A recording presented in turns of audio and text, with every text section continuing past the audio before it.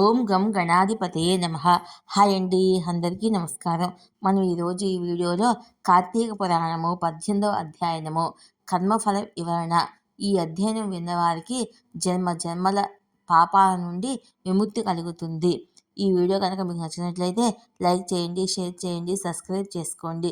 ఈ video last వరకు skip చేయకుండా చూడండి. ఇలా చేయడం వల్ల ఈ వీడియో మరికొంతమందికి రీచ్ అవుతుంది. Please subscribe me, support me. Thank you for watching. ఓ మునీంద్ర, మీ దర్శన భాగ్యం వల్ల నేను ధన్యుడినయ్యాను. ఆ సందేహాన్ని తీర్చి జ్ఞానోపదేశం చేయుట వల్ల నేను నీకు శిష్యుడినయ్యాను. సర్వము నాకు మీరే. ఏ పూర్వపుణ్యం వల్లనో మీ దర్శన భాగ్యం కలిగింది. కాకపోతే మహాపాపాత్ముడినైన నేను మొద్దుబారిన మోడు వలె ఉండవలసిన వాడినే. ఇదంతా దైవికంగా జరిగిపోయింది. నన్ను శిష్యునిగా చేర్చుకొని కర్మ ఫలితాన్ని గురించి చెప్పమని వేడుకుంటున్నాను అని ఆ పురుషుడు వినయంగా అంగీరసుని మహాముని ప్రార్థించాడు. అంగీరసుడు వాని కోరిక మన్నించి కర్మ ఫలాన్ని వివరించసాగాడు. నాయన, నీవు అడిగింది అందరికీ ఉపయుక్తమయ్యే విషయము. శ్రద్ధగా విను. జీవుడు అనిత్యమైన దేహాన్ని పొంది తనను తాను మరిచిపోయి ఇంద్రియాలతో ఉంటాడు. సుఖదుఖాలు అన్నీ దేహానికే గాని ఆత్మకు ఎన్నడూ లేవు. కాబట్టి సందేహావస్థ పొందినవాడు క్రమంగా మంచి పనులు చేస్తాడు. దానివల్ల జ్ఞానం వస్తుంది. ఆ జ్ఞానం వల్ల ఆత్మజ్ఞానం కలుగుతుంది.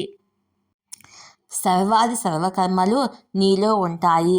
దేహి అయిన వాడు విధి చొప్పున కర్మల్ని బాగుగా ఆచరించాలి. స్నానరహితమైన కర్మ ఏనుగు మృంగిన ఎలగపండు వంటిది అవుతుంది. కాబట్టి తప్పకుండా కర్మ చేయాలి. వేకువజామునే స్నానము శ్రేష్టము, వేద సహితము అవుతుంది. దీని నాచరించు సామర్థ్యం లేనివాడు అధమం. కార్తీక మాసములో సూర్యుడు తులారాశిలో ఉన్నప్పుడు మకర రాశిలో సూర్యుడుండే, మాఘమాసంలోనూ సూర్యుడు మేషరాశిలో ఉండగా వైశాఖ మాసంలోనూ ఈ 3 మాసాల్లోనైనా ప్రతిదినము ఉదయాన్నే స్నానం చేయడం వల్ల ఉత్తమ గతి ప్రాప్తిస్తుంది. చాతుర్మాసాలైన పుణ్యదినాల్లోనూ గ్రహణ దినాల్లోనూ మిగిలిన పుణ్యదినాల్లోనూ వేరు కాలాలు చేసిన కర్మ పుణ్యప్రదం అవుతుంది. మిగిలిన కాలాల్లో ప్రాతకాలమందు స్నానము, సంధ్యావందనము, సూర్య నమస్కారము, హోమం, జపం మొదలైనవి చేయుట చాలా అవసరము.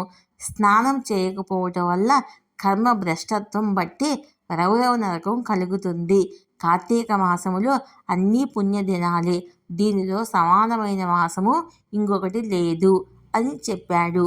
ఆ మాటలు విన్న ఉద్భూత పురుషుడు మునితో, పుణ్యాత్మ, తమరింతకు మునుపు ప్రస్తావనలో చాతుర్మాసాలను ఉదహరించారు. ఆ చాతుర్మాస వ్రతం ఎవరు ప్రకటించారు? దాని ఫలితం ఏమిటి? నాకిప్పుడు గతి ఏమిటి అని అడిగను. అంతటి అంగీరసుడు, నాయన, ఆషాఢశుద్ధ దశమి నాడు దామోదరుడు నిద్రావ్యాజ్యంతో లక్ష్మీదేవితో పాలసముద్రమును శయనిస్తాడు. తిరిగి కార్తీక శుద్ధ ద్వాదశి నాడు మేలుకొంటాడు. కాబట్టి ద్వాదశి హరిబోధిని అని పేరు కలిగింది. చాతుర్మాసం అనబడే ఆ 4 నెలలు శ్రీ మహావిష్ణువుకు నిద్రాసుఖాన్నిస్తాయి.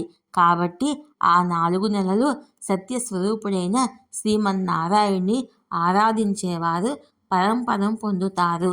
ఆ కాలంలో చేసిన పుణ్యకర్మలు సార్థకమవుతాయి.